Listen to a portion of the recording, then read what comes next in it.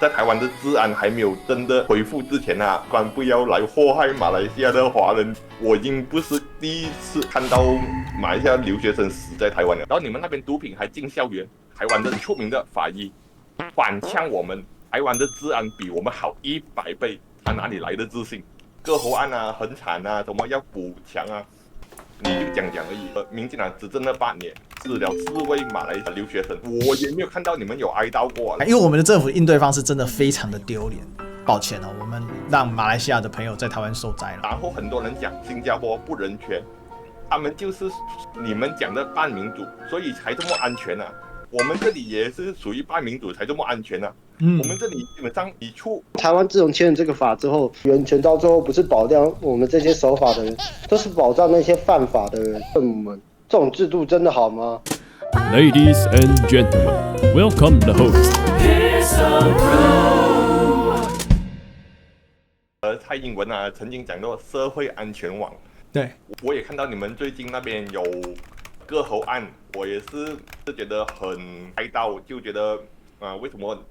会有这样的事情发生？看回过去，我从小申报案那边开始看到，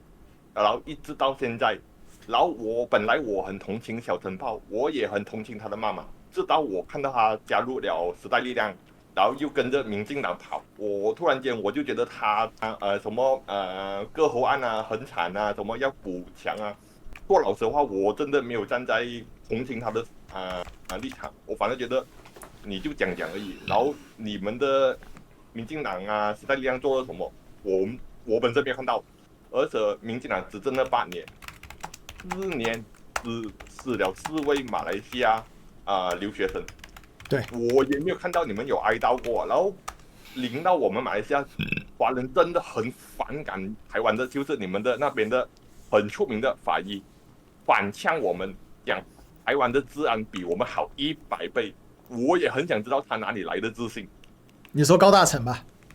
对，他就台派的啊。其实对于马来西亚大学生的事情，我是很震撼的。当年，那我看到黄伟哲像个小丑一样在那边，这个为了提高检举率，排了一排警察车。那个台南大马女大生奸杀案，那排了一排警察车在那边，我看了实在是很摇头啊！怎么会有这样子的一个政府？我希望啊，假如是在台湾的治安还没有真的恢复之前啊，麻烦台湾和台大还有其他的台湾大学，麻烦不要来祸害马来西亚的华人，不要再造成了。因为我已经不是第2次看到马来西亚留学生死在台湾了。虽然马来西亚不能讲很安全，虽然也有凶杀案，但是不至于那种频繁率真的这么高。然后也不至于说你跑上路你随便被人捅一刀。至今我看到事情通常都是偷东西或者抢东西啊，可能时会有啦。真的严重到杀人案，我可能几个月或者几年，可能有一个很重大的就真的。但是我是没有看到真的有好像台湾这么夸张啊，随时随地会开枪88枪。然后随时随地会被挖眼，随时随地会被割喉，然后然后你们那边毒品还进校园。至少我在马来西亚里面，我生活这么久，我很少看到这样的东西。讲老实的话，我是知道你们警察很有干劲，也很努力，但是你们那边的那个法官讲人权，你以为马来西亚没有人权团体吗？有。但是问题是我们这里反废死的那种力量大过人权，然后很多人讲新加坡不人权，然后我说他们就是属于你们讲的半民主，所以才这么安全啊。我们这里也是属于半民主才这么安全啊。我们这里基本上我不知道啊，我就是看了高大成的法医的那种言论，我本来以前我很欣赏他。我当然没办法代表台湾人或台湾政府了，但是我作为一个台湾人，其实这件事情上，我们是愿意向马来西亚说声抱歉哦，我们让马来西亚的朋友在台湾受灾了。可是真的很难看，因为我们的政府应对方式真的非常的丢脸，排了一排的警察车，哎，你要是有这么关心，你就赶快去把那条道路把路灯给插上去，早就人家叫你插路灯了，那就死不插路灯，结果那里就变成犯罪地点了，变成奸杀地点了。这是很悲哀的事情。因为最近发生那个学生被杀的事情，提出反废死的议题。那个2公约条文嘛 ，OK， 请说。哦，说到这个2公约的话，我就是他条文写说，非罪大恶极之罪不可以判死嘛。可是呢，这个非罪大恶极之罪是在实际操作下来的话，包含什么贩毒啊，只杀一个人，只要他可以，而且这个条文还要求说，你要去穷尽一切减刑手段，跟那个判定他是否不可教化，所以说才能算是罪大恶极嘛。台湾自从签了这个法之后，就是判死变得非常非常困难，然后到民进党时代是几乎不可能。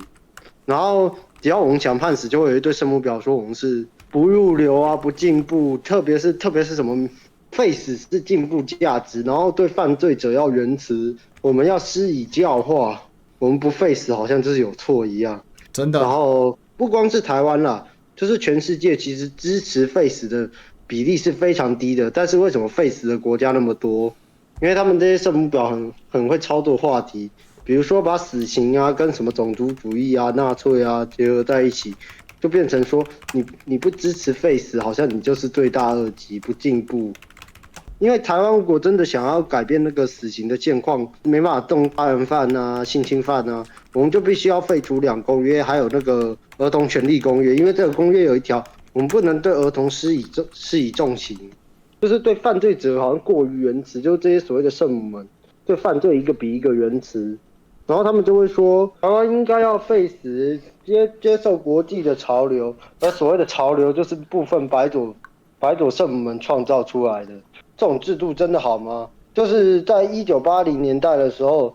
德国发生了一起那个当儿童强奸未成年，而且并且杀害的这起案件的犯人叫做克劳斯，他把一个那个单亲妈妈的那个才7岁的小孩子骗到家中，并且强奸杀害，而且这个犯人已经不是第一次干类似的事情了，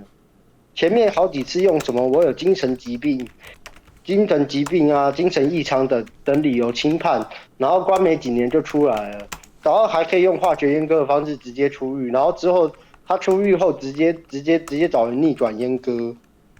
割之后，然后他逆转阉割完之后没10天就把人给杀了，结果他到法庭上的时候还去污蔑那个死掉的人说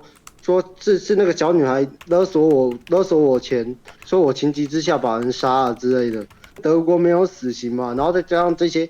圣母措施，这个犯人可能到最后几率就是很轻轻松松又可以继续自由之身，然后这个母亲后来忍不住了，就直接在法庭上直接公开开8枪，直接把这个犯人给毙了。然后这件事情就引发德国讨论说这些对犯罪的措施到底是不是可以。但是呢，毕竟媒体在那些进步派手中嘛，然后没多久，反正洗到之后又是我们要继续维持人权灯塔的形象，然后再来这些圣母婊到底有没有极限？因为我在网络上常看到一种言论说，直接把这些人的家人杀了，他们搞不好就会开始反对废死了。这个问题基本上有一个案例可以直接打脸很多人。因为他们可以为了他们这一套理论，即使家人被杀了，他们还能继续支持废死。就是挪威有发生一个那个饥饿大规模枪击案，然后他们把就是有一个新纳粹分子叫布雷维克，直接把工党青年团，也就是那些执政党高官的小孩，直接一锅端了。然后他就直接喊出了著名的名言：要么判我死，要么判我无罪。结果他们这些人。你说他们有改变法律吗？没有，他们还是继续说我们要施以礼乐教化啊什么的，然后犯人在监狱里面住好，还有 PS4 玩。我的，你小孩被杀居然还能这么淡定。然后再说回台湾，如果台湾真的要动的话，他们可能就会说什么要制裁我们啊，就因为现在国际社会都是由这些人执政。说出我们应该要废死，然后光是上次要处死一个那个把自己全家烧的那个，结果你知道那个时候那个什么欧洲议会直接致函关切我们签了这些公约，好像到最后就是他们这些所谓的人权，到最后不是保障我们这些守法的人，都是保障那些犯法的人，然后到最后就是他们可以随便的关几年牢就出狱，对他们来说不痛不痒的。在台面上的没有一个候选人敢去动这些公约，因为一旦动了这些公约，会被视为是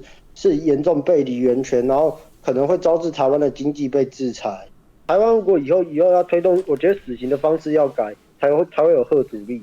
就是比如说把现有的枪决改成那个用吊死，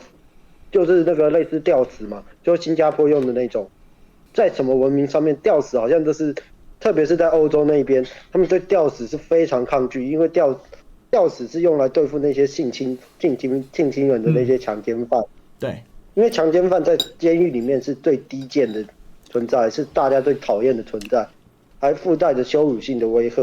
有一句话说得好，士可杀不可辱，而这种辱的话，反而可以带来附加的威吓力。新加坡的那个死刑就是利用这个方式来达到所谓的威吓力，而且绞绳还有一个好处，就是我们可以用按钮来决定那个吊死的执行，这样子的话就可以减轻那个，因为让3个人来按，这样子他们就不会只有一个按钮是可以确实执行绞刑的。对于执行人员的心理压力，可以有效减缓这些问题。